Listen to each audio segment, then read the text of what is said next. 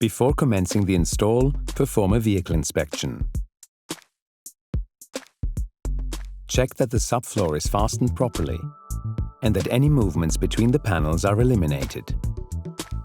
You should also ensure that all overhead work is already completed before work on the floor starts.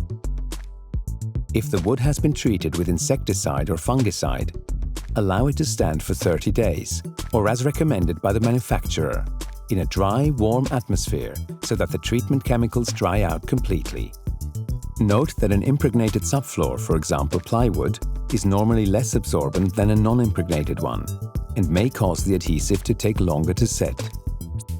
Degrease and abrade metal floors to remove all traces of corrosion and provide an effective key for the adhesive.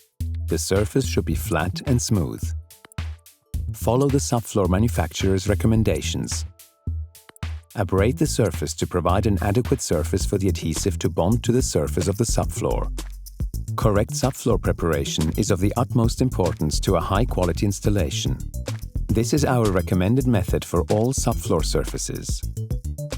Grind down any welds or fastener heads that may protrude from the surface. Ensure the subfloor is clean, dry, and free of all contaminants. Check bolts, screw, or anchor patterns on the subfloor and improve if necessary. Fill all holes, gaps, fastener heads, and joints with a quality body filler. Sand and level the subfloor, removing any loose paint or debris.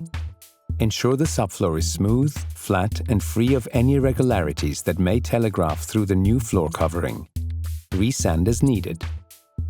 Sweep the subfloor so that it is free of dust and debris that may interfere with the adhesive bond. Vacuum if necessary. Wipe the floor clean with isopropyl alcohol and a lint-free cloth to remove all contaminants.